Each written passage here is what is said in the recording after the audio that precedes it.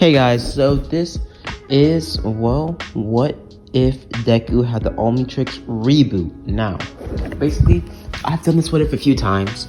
About 2 times I tried to reboot it in the past, didn't really work out, and I'm just doing it again because I feel like I've done the story enough to make it the best I can in this iteration. And this might be the final iteration I'm going to do of this what if, my final reboot of this what if. I'm also going to be rebooting my series on what if Ninja Turtles were in Young Justice, and also rebooting my series and what if the Ninja Turtles were in the CW. So I'm going to be doing that. I'm also going to be doing some CW request videos. So if you have any requests for any what ifs, like literally any, just go in the comments. No matter how dumb they sound, no matter whatever, go in the comments and tell what you want. And also, I am going to be, changing up how I make my videos just a little bit. But let's just get right into the nitty gritty of this video, of this what if. Now, we start off with how DEKU would get the Omnitrix and how the story would really change, and how the Omnitrix would change the course of the whole story. We start our story off about a couple years after DEKU was told that he was quirkless. Now, everything in the story would have gone the same, but one day, to make DEKU cheer up, when DEKU was about 10 years old, his family would have taken him to a park camp out, as DEKU would have been chilling there with his cousin as well, his cousin being Bakugo. Now, Bakugo isn't actually his cousin, but like in this universe, Katsuki Bakugo, Bakugo's mom is like super best friends with, Inko. Basically, Inko and her went to college and also went to high school together. So like they're tight, and they were also best friends during that whole time, period. And they also were pregnant in the same year. So to put it simple, like they are tight. They're very close friends. So their kids automatically are put together every single like family trip they go on, if they can go with each other. So DEKU basically chilling out with Bakugo. As Bakugo and him are chilling and talking and blah blah blah, and eventually we see that DEKU in the distance sees a blue type of flash in the sky, and the green light hits the sky. As DEKU goes to investigate, as the rest of the camp is actually asleep at this point, since he had a pretty good time, saying campfire stories, DEKU and Bakugo running around playing superhero and stuff. And eventually DEKU would have been walking off, as Bakugo would have woken up from his slumber and would have realized DEKU was gone, as he would have got up to try to follow him, as he would have been looking around as well. As eventually a meteorite would have struck, as DEKU would have looked, and basically he would have seen some sort of crater. As he would have walked towards the crater, as he would eventually be kind of scared, because the crater hit 6 feet away from him, so it was pretty big.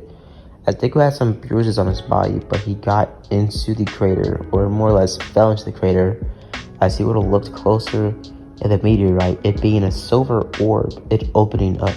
As DEKU would have looked closer into it, as it would have opened up, as it would have been 2 sliding doors. It would have opened up the first, and then another more, more rectangle, more cube-like pattern would have opened up, as it would have been a watch or some sort of wrist thing. As DEKU would have looked closer, as DEKU would have gone to pick it up, but it would have lashed on DEKU's wrist, as DEKU would have jumped back, being kind of scared.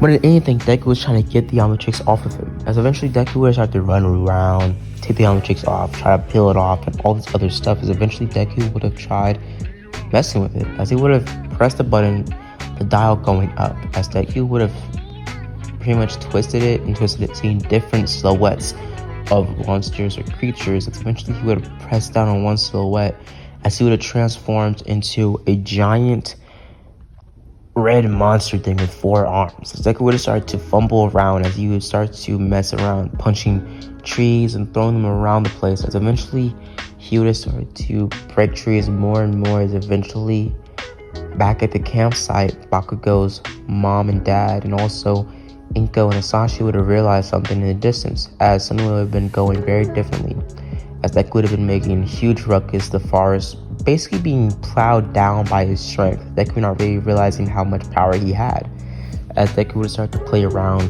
grabbing huge hundreds of years old trees, chucking them into other trees, and basically chucking them so hard that it was made friction against other trees, setting them on fire. As the forest fire would have started to break out. As Deku would eventually realize that he was going too far, as he would have started to run off. As eventually he would have been running right at full force at the campsite, as everybody would have saw him running straight towards them. As Deku and his mom would have, looked at each other, as Inko would have jumped out of the way, yelling her ass off, like literally yelling her head off. As Deku would have tried to calm everybody down, saying that it's me. As Bakugo said, "Stay back, villain," as he would have started to conjure up his quirk. As Deku said, "No, it's me, Kacchan," as he would have realized that Deku's the only person that calls him Kacchan other than his mom sometimes. As Deku would have tried to tell him and calm him down, as eventually pretty much Asashi would have tried to use his fire breathing quirk on Deku, as Deku would have said, "No, it's me, Dad," as eventually Deku would have ran out of his timer, as Deku would have transformed back. As everybody would be shocked at what's going on, and Asashi calling Inko saying, "I thought you said he didn't have a quirk, I thought you said he was quirkless." The doctor said he was quirkless. Inko would have responded, as they would have looked dead at Deku, and we get switched a couple years later. Deku was about 15, turning 16, and Deku has the Omnitrix still in his wrist. Now, in that short time period, we did see that Deku's father and everybody else would have started to experiment or look at the Omnitrix even more. Eventually, them going to pretty much the doctor office and registering that thing on his wrist as a support item, and saying that he has a quirk called transformation. He can transform into any item or any monster or any creature he imagines. A pretty powerful quirk. So they write it down as a quirk, as they know it's not a quirk. Asashi especially knows it's not a quirk, as Asashi has a kind of a difficult, more in-depth backstory to his character, and he's more involved in Deku's life. But during that time, a year before Deku turned 15, his father had to go on to a trip, a business trip that took a couple years, as he would have left, saying goodbye to Inko, and Inko would have been in her prime. Inko would have been, skinny Inko. She would have been in her prime, and she would have still been in her prime at the current time, the current, Deku. So it was the current time frame. Now, Deku would have realized that his father has some sort of, secret life, as Deku's father sometimes when he was younger came home bloodied up or having scorch marks in his chest, and him thinking his dad was a hero, but his dad not being a traditional My Hero Academia licensed hero, but being something else. But we're going to get into that a little bit later. Now, we see that Deku over the years has experimented, trained, and overall mastered the Omnitrix. And I'm going to be doing a lot of flashbacks of how Deku, mastered his Omnitrix and how he did all of it. As Deku would have been fumbling and messing around with the Omnitrix from the years ago, as eventually he would have realized how many transformations he had. Now, Deku's transformations, and I'm going to go into depth, but not too much depth, just to give you a base. Deku's Omnitrix, setup is exactly the same as original Ben from the 2000 show. And also, basically, his Omnitrix layout or the aliens he has are the same as in the show, all up until the last season of the show, meaning that Deku has all the original 10 plus Wildvine, Ditto, and a couple others. So basically, and also Cannonbolt. So basically, he has extras plus pretty much the original 10. So every alien Deku had access to, Ben 10 had access to during the first show he was in, not including Omniverse or Alien Force. Basically, yeah. So a bit simple. It was a pretty cool layout. So Deku, experimented with all the aliens, and eventually Deku would get, the full-on, layout of the Omnitrix, and he will uncover its secrets. But for now, it's just going to be a secret to him, or a mystery. As over the years, Bakugo got jealous, but he also was driven to become stronger with his quirk, become better, so he can overpass or surpass Deku. Deku had a quirk with a lot of potential, or a power with a lot of potential, as Bakugo knew deep down it wasn't really a quirk, but his parents convinced him that it was, as Bakugo was convinced that he had to become better than Deku to become the number one hero. As Deku wasn't cocky, but he was very much more intuitive with transformations, other things like that, and also making a whole notebook on his transformations, weaknesses, and their powers, and their strengths, and everything about them, and also his time limit. As Deku's time limit was still 10 minutes long, as I'm not gonna make him, 14, 15 minutes, or like whatever time, how much, how long he wants to. I'm gonna give him a strict 10-minute timer, like how Ben had in the original show. So yeah, I'm not gonna make him super overpowered in the beginning of this series. That's when I kind of messed up with the first iteration of this What If. Now, we see that Deku is in class as he's fiddling with the Omnitrix, and Deku, since he knows that he is a time limit, he's also trying to train and build up his body so he can protect himself when he does time out. So Deku is in class, basically just doing his work, as eventually the teacher jumps in and tells everybody that I know that you guys all want to be heroes, as he throws in the sign up, future papers up in the sky, as he knows everybody in the class wants to be a superhero, or, well, a hero, not a superhero, but a hero. As everybody is, kind of, excited and blah, blah, blah, as they use their quirks out in, pretty much happiness, as Bakugo pretty much goes on about how he's the best and he's going to get into UA, he's going to be the best. As everybody says, what about Deku? You and Deku are the strongest people in our class.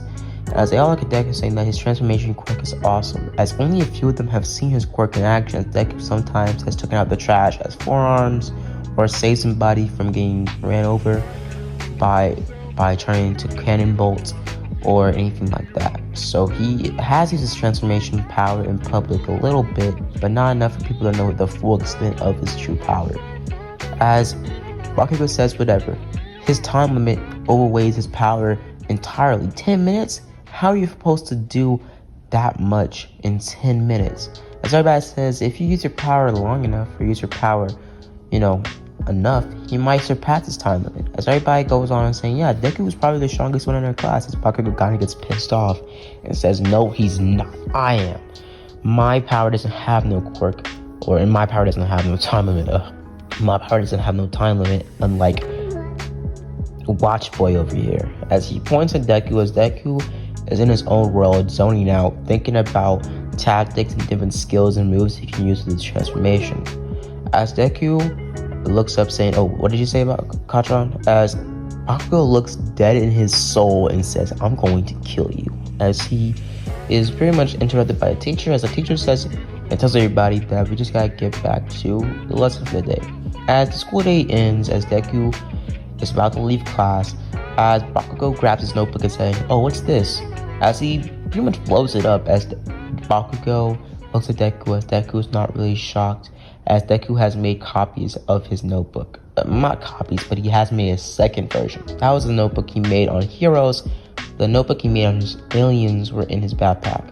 As Bakugo still bullies Deku, but Deku does fight back sometimes, occasionally. He is not trying to overshine Bakugo though, because he's still a nice person. As Deku knows deep down inside, where you think about it, he is stronger than Bakugo quirk-wise or power-wise.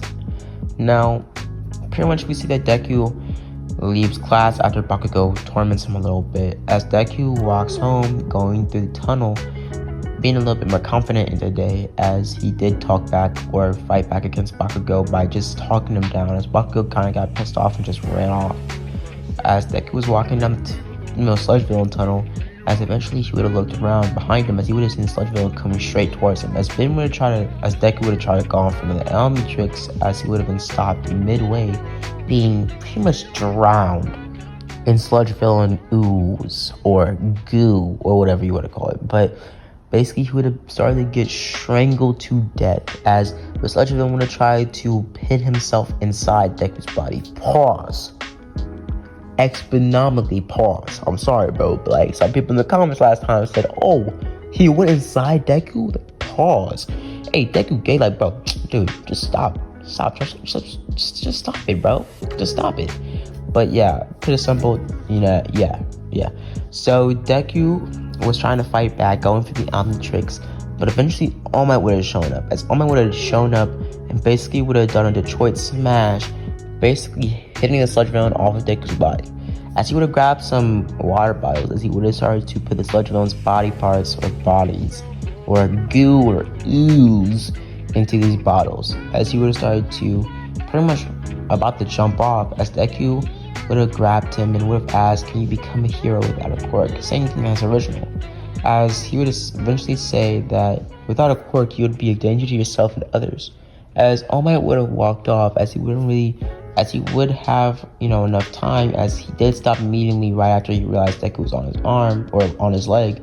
So Deku never saw All Might's true form as he dipped. As Deku would have been kind of shocked, as he would have been, hit his dreams being crushed instantly, but Deku still knowing that he did have an ace under his sleeve. It wasn't a quirk, but it was something. It was something to give him an edge, something to give him hope, something to make sure he could become a hero if he used it right.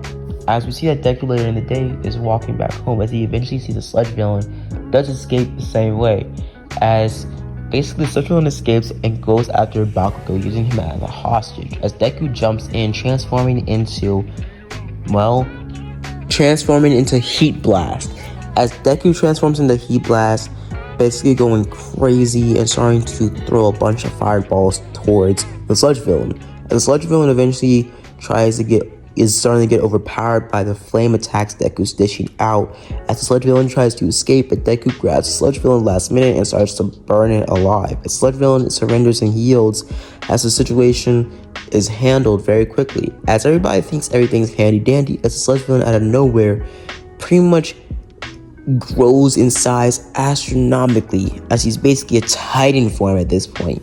As he tries to stomp on Deku, as Deku's about to do a huge hurricane blast of flames last minute, but in this minute, he could go, supernova and burn and disintegrate everybody around him, as Deku is kind of hesitant to even use this move in this quick second. But eventually, he's stopped halfway when All Might jumps in, doing a Detroit plus Ultra Smash on pretty much the sludge villain, punching him so hard the weather changes, as Deku is shocked. As Deku times out, as Deku is scolded by other, pretty much heroes, but also some heroes do admire his courage to jump in while Bakugo was in, pretty much distress or was in danger.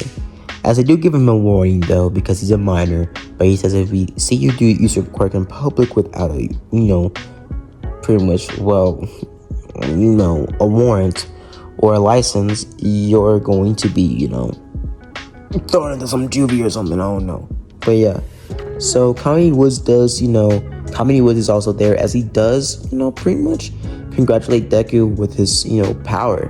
As Deku is questioned on the Omnitrix, as Kami would say, what is that, kid? And he says it's my support item. It helps me channel my quirk. As Deku has made up a lie about his quirk. As Deku says he emits an energy from his body that allows him to transform and shapeshift into animals or creatures that he thinks of. But he needs the Omnitrix to channel it to actually make his transformations accurate. So basically, Kami takes that as a real answer, as it's very much, there's no real reason to think that is not a quirk, because there ain't no way you can explain that without it being a quirk. So yeah, but what would happen is after that, Deku would have gone back home, as he would have been scolded by his mother, as she would have seen what happened on the news, as basically, Deku would have said that he was okay, mom, and blah blah blah. As eventually we get switched to the 10-month art training, as All Might can't find Deku, as he thinks that Deku might be a good successor. But as we see that Deku is basically training at DEKU Beach, as on the other side of DEKU Beach, All Might is training Mirio. Now we see that Deku is training his physical body, but not his powers just yet. The first couple months he's training his physical body, abs, squats, delts, and everything like that. Basically training his body in hand-to-hand combat, reaction time, speed, fighting, and everything above all of that. Him pushing his body to the limits. Him doing a full-on Rocky, training session, as Deku takes up some boxing classes as well in Japan, and also some ninjutsu classes, as he gets pretty good at fighting, as he knows how to protect himself without using his power, being able to pretty much conserve his time limit and his powers. As Deku trains his physical body, but also off time training is his powers, as he basically gets more skilled with his Omnitrix and powers, as Deku's main transformation in this time frame is actually Heat Blast, as Deku knows how to use Heat Blast on a ungodly skill level. And now in other forms such as, pretty much Wild Vine and Ditto, and pretty much Heat Blast, Forearms, Ghost Freak, Stink Fly, all those other transformations, Deku knows how to use them pretty well, as Heat Blast, Wild Vine, and Ditto are more of his main transformations that he uses and he's really skilled at. But other transformations he has focused more on doing these 6-month art training. 10-month art training, sorry. 9, 10, 6-month art training, don't really know for certain. I'm pretty sure it's 10-month art training though. As Deku is training his ass off in both transformations and both forms, as eventually he unlocks a new transformation. As his new transformation is called Blocks, as the Lego alien from Omniverse, or the Blocks alien from Omniverse, is in Deku's new arsenal, but Deku doesn't know how to use him very well at all, so he's not going to be used much in the first, iteration of the first couple episodes of this What If. Now, you see that Deku pretty much goes on training, and eventually the UA entry exams come up, as eventually Deku walks in and he's super proud, super happy, and basically he is ready for this entry exam, as Deku bumps into Ochaku instead of tripping, as he basically talks to her. As they talk, because eventually Deku kind of flirts with her a little bit, being a lot more confident in himself doing this 10-month art training, as Ochaku picks up on this, as she is kind of flirting back a little bit, as she says goodbye, saying good luck as she walks off from Deku, as she's kind of, flattered by him, as she thinks he's kind of cute.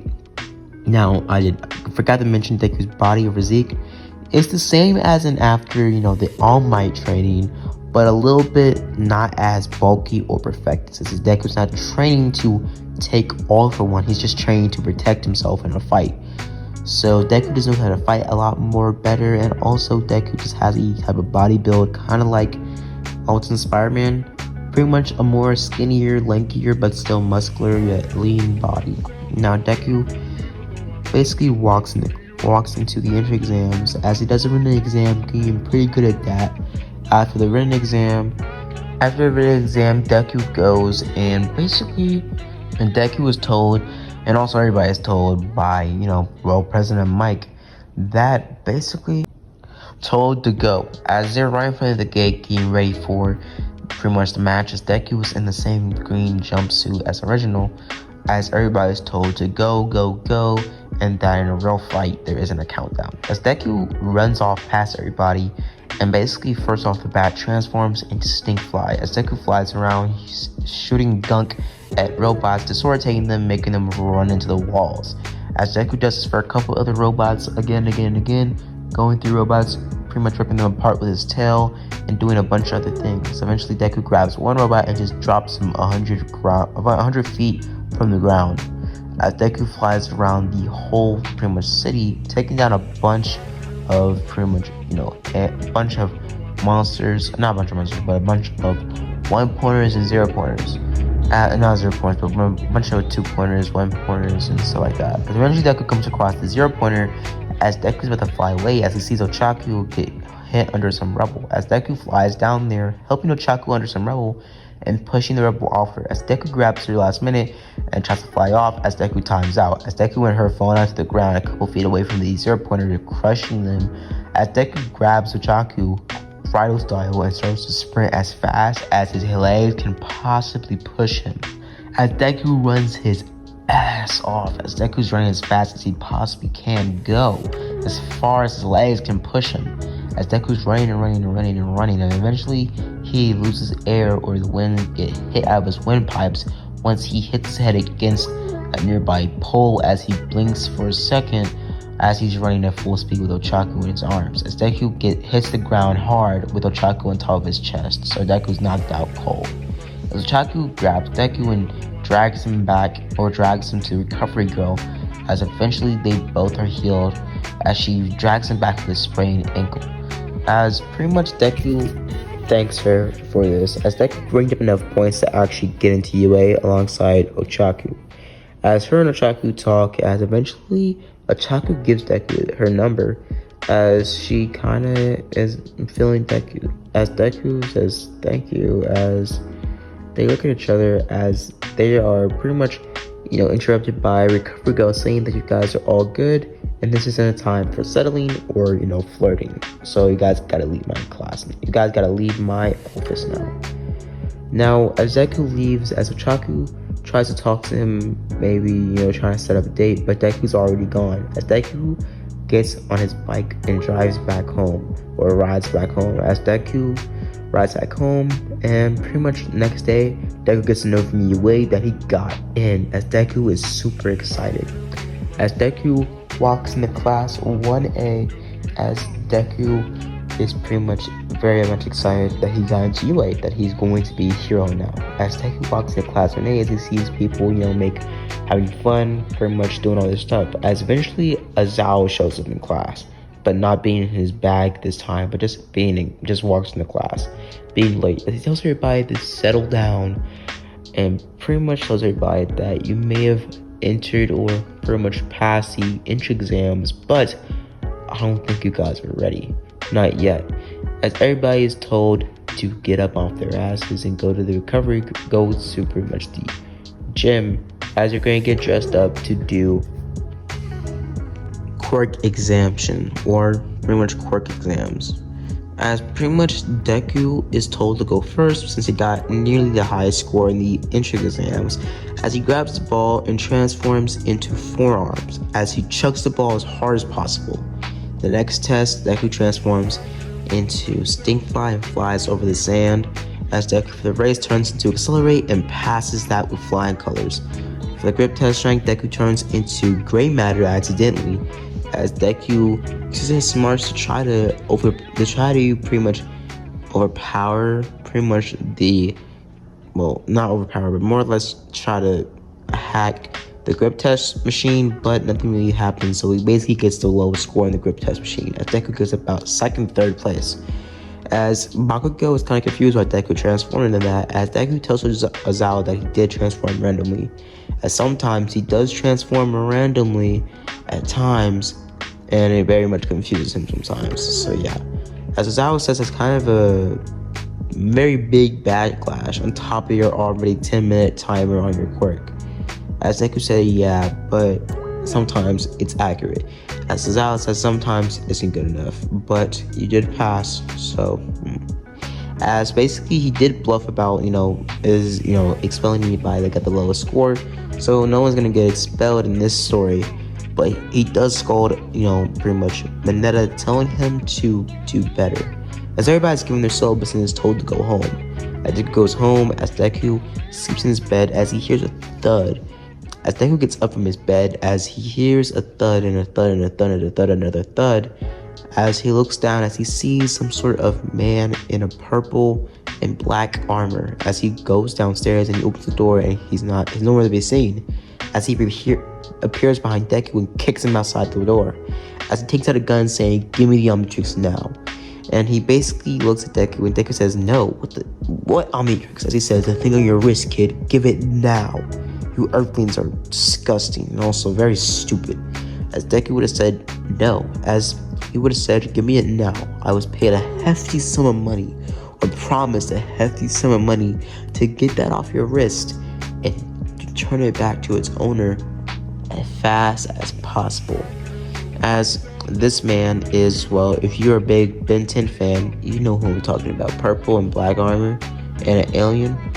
You know how I'm talking about. Go in the comments. But basically, we see that he runs towards Deku and tries to blast him, or basically rents him out, as Deku jumps out the way as he transforms into Ditto, as he multiplies himself about a couple hundred times, as he starts to overpower pretty much Deku. As Deku starts to dodge and dodge more attacks, and eventually he's overpowered, being chucked down to the ground as Deku tries to get him off of him over and over and over, as eventually Deku was getting strangled down to the ground, multiple of his different forms, as eventually one Ditto comes across all the rest, and the original Ditto that, Deku spawned himself from, as Deku strangles this guy in the back and basically almost cracks his neck as he gets out of there as fast as possible, being overpowered by these 50 to 60 Dittos as he jumps and flies off.